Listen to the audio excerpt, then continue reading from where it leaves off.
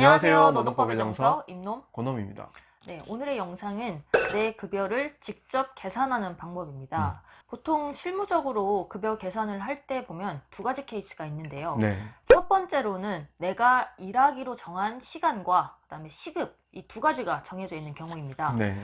두 번째로는 내가 일하기로 정한 시간 그리고 월 급여 이 두 가지가 정해져 있는 경우인데요. 첫 번째 경우인 내 시급과 일하기로 정한 시간이 정해져 있는 경우는 내가 일한 시간에다가 시급을 곱해버리면 내 급여가 나오니까 간단하다고 생각을 할 수가 있겠죠. 네. 하지만 여기서 하나 생각을 더 해야 되는 게 주휴수당이라는 게 있습니다. 그래서 첫 번째 케이스에서는 주휴수당을 구하는 게 중요해진다, 이렇게 볼 수가 있겠습니다. 두 번째 케이스에서는 내가 일하기로 한 시간은 정해져 있고 그에 따라서 내가 월급으로 얼마를 받을지 이게 정해져 있다 보니까 내가 이 받기로 한 월급이 법상으로 받아야 되는 월급보다 적게 받고 있느냐, 이 판단이 이루어져야 될 것 같습니다. 이 판단을 하기 위해서는 중요한 것이 월 소정근로시간을 구해야 된다. 왜냐하면 월 소정근로시간에다가 최저시급을 곱하면 내가 받아야 되는 월 최저임금이 나올 테니까 내가 받기로 한 월급이 이 월 최저임금보다 많아야 되겠죠. 그렇다 보니까 월 소정근로시간만 구하면 내 월 최저임금이 나오니까 월 소정근로시간이 중요해진다, 이렇게 말씀드릴 수 있겠습니다. 네, 바로 구체적으로 들어가 보시죠. 네, 이 첫 번째 경우인 시간과 시급이 정해져 있는 경우인데요. 네.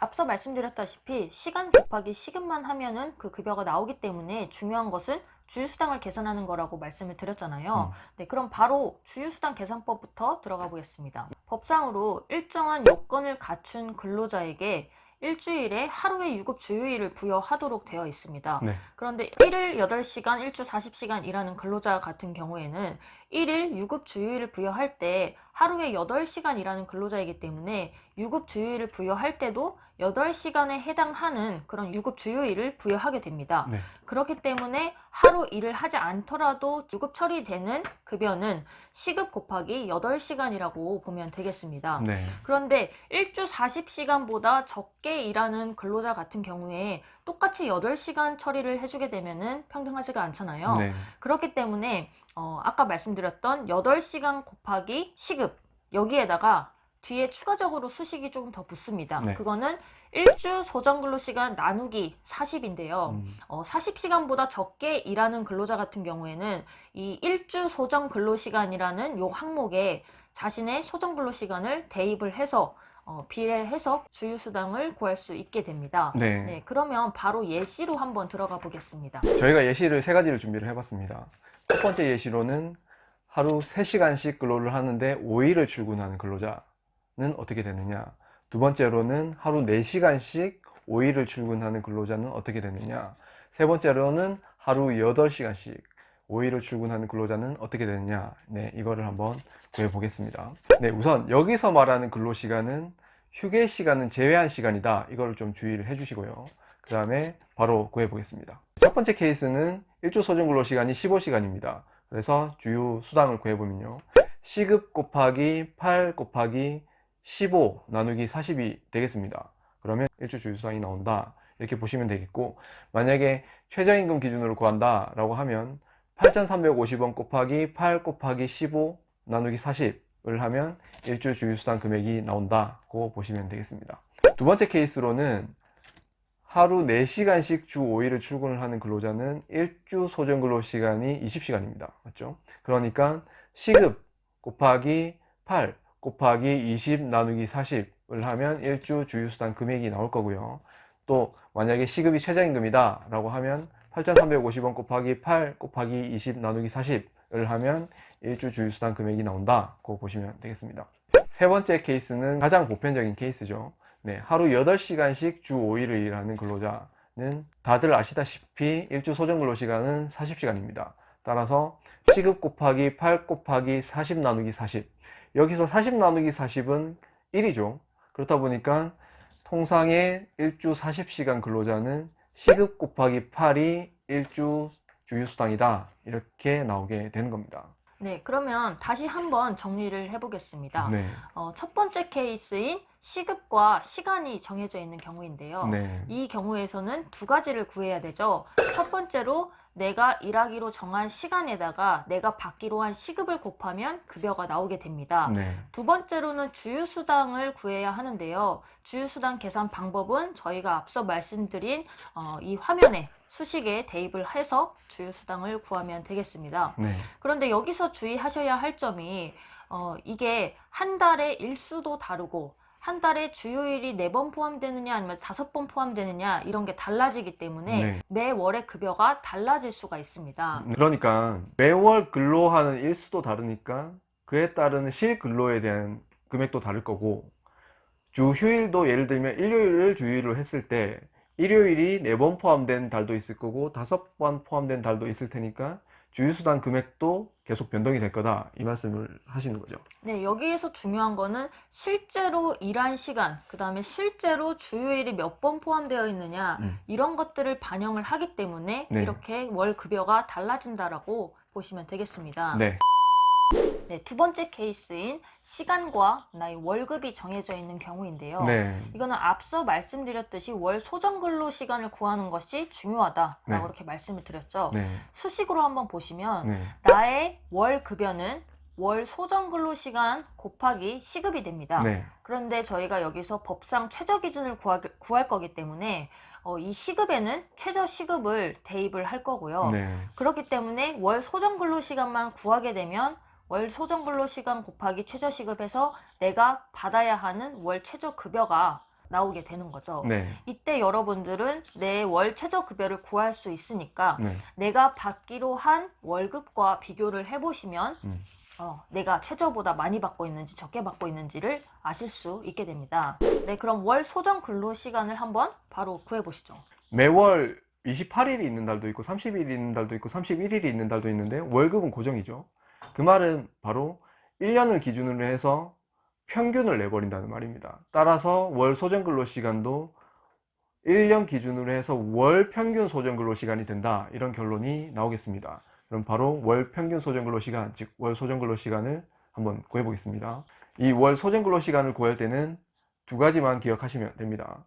첫 번째는 일주 주휴 시간을 포함한 소정근로시간이 얼마냐, 이게 첫 번째고요.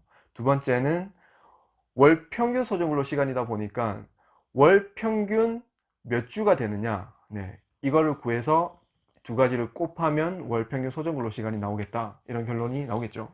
네, 말씀하신 이 두 가지를 기억해야 된다라고 하셨는데 네. 앞서서는 실제로 일하기로 정한 시간에 대한 급여를 따로 구하고 네. 그다음 주휴수당을 따로 구했잖아요. 네네. 그런데 방금 첫 번째에서 주의해야 된다라고 말씀하셨던 것이 네. 일주에 일하기로 정한 시간에다가 주휴 시간까지 포함을 해서 일주 소정근로 시간을 정해야 한다라는 뜻으로 보면 되겠습니다. 네, 왜냐하면 월급에는 주휴수당이 포함된 금액이라서 그렇습니다. 네, 그리고 두 번째로는 네. 한 달에 주수를 따로 구해야 된다라고 하셨는데 네. 저희가 보통 한 달은 4주가 아니냐 네. 이렇게 많이 알고 계시잖아요. 네네. 그러면은 한 달은 4주가 아닐 수도 있다는 뜻이네요. 네, 한 달은 4주가 아닙니다. 왜냐하면 한 달 평균 주수는 1년 기준으로 한 달에 몇 주가 평균적으로 나오냐, 이거를 구해야 되기 때문에 이 수식을 표현을 해보면요, 1년은 365일이죠. 그래서 365일을 12달, 즉 12로 나누게 되면 한 달 평균 일수가 나옵니다. 대략 30.4일이 나오죠. 그거를 가지고 또 한 주 일수인 7로 나누면 한 달 평균 몇 주가 나오는지 나오게 됩니다. 네, 대략 4.345주가 나온다, 이렇게 보시면 되겠습니다. 예시로 들어가 보시죠. 가장 흔한 형태죠. 하루 8시간씩 5일을 출근하는 일주 40시간 근로자의 월 소정근로 시간이 어떻게 되느냐. 네, 우선은 일주 주휴 시간을 포함한 소정근로 시간을 구해야 됩니다. 이 사람의 일주 실소정근로 시간은 40시간이죠. 여기에다가 주휴 시간이 얼마냐. 주휴 시간은 8 곱하기 실소정근로 시간 나누기 40이다. 이건 앞에서 설명을 드렸죠. 그래서 8시간이 나오게 된다. 그래서 이 사람의 일주 주휴 시간을 포함한 소정근로 시간은 48시간이다. 네, 여기에다가 한 달 평균 주수를 곱하게 되죠. 주수는 곱하기 365 나누기 12 나누기 7. 네, 이렇게 하면 이 사람의 월 소정 근로 시간이 나온다. 그래서 보통 일주 40시간 근로자의 주유 시간을 포함한 월 소정 근로 시간은 209시간이다 라고 하는데, 이렇게 계산을 해보시면 208점 얼마가 나옵니다. 그런데 실 근로보다 불리하게 하면 안 되니까 이걸 자를 수가 없겠죠. 그래서 올려서 209다, 이런 결과가 나오게 됩니다. 네, 두 번째 예시를 한번 들어보면요, 하루 3시간씩 주 5일을 일하는 근로자. 네, 이 사람은 우선 일주 주유 시간을 포함한 소정 근로 시간을 구해보면, 실소정 근로 시간은 15시간이죠. 3 곱하기 5를 하니까. 네. 그리고 플러스 주유 시간을 해야 되는데, 주유 시간은 8 곱하기 15 나누기 40. 네. 네. 그래서 이게 주유 시간을 포함한 일주 소정 근로 시간이다. 그리고 곱하기 월 주수를 곱해야 되니까 365 나누기 12 나누기 7. 네. 요게 이 사람의 월 소정 근로 시간이다, 이렇게 보시면 되겠습니다. 네. 그리고 마지막 예시를 하나 들어보면요, 하루 4시간씩 주 5일을 출근하는 근로자를 구해보면, 또 우선 일주 주유 시간을 포함한 소정 근로 시간을 구해보면, 이 사람의 일주 실소정 근로 시간은 20시간입니다. 그리고 플러스 주유 시간을 더해야 되는데, 역시 주유 시간은 8 곱하기 20 나누기 40이 되겠죠. 이게 일주 주유 시간을 포함한 소정 근로 시간이다. 여기에 월 평균 주수를 해줘야 되니까 곱하기 365 나누기 12 나누기 7. 그래서 이 전체가 이 사람의 월 소정 근로 시간이다, 이렇게 보시면 되겠습니다. 정리를 한번 해보면 네.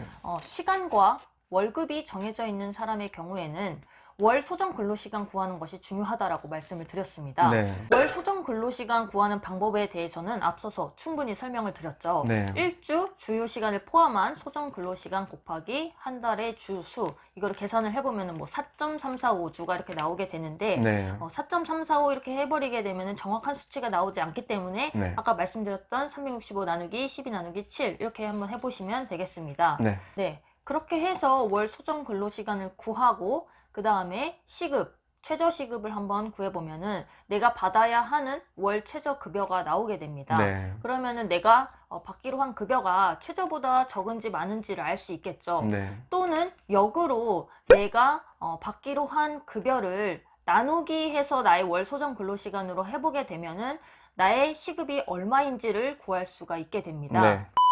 오늘의 영상을 요약을 해보면요, 크게 급여를 계산하는 방식은 두 가지가 있다고 말씀드렸습니다. 첫 번째로는 내 근로 시간이 정해져 있고 시급이 정해져 있는 형태입니다. 이 형태에서는 말씀드렸다시피 주유수당만 구하게 되면 나의 급여가 나온다. 그래서 조금 편리하다, 이렇게 보시면 되겠습니다. 두 번째로는 근로 시간과 내 월급이 정해져 있는 경우, 네, 이 경우는 월급이 정해져 있다 보니까 이 월급이 내가 법상 받아야 되는 최저 월급보다 많이 받느냐, 이 판단이 이루어져야 되는데, 그거를 구하기 위해서는 주유 시간을 포함한 월 소정 근로 시간을 구해야 된다. 네, 이런 결론이 나온다 라고 말씀드릴 수 있겠습니다. 네. 여기에 추가적으로 네. 5인 이상 사업장의 경우에는 시간의 근로수당도 발생을 하게 됩니다. 네. 연장, 야간, 휴일 근로수당이라고 보면 되는데요. 네.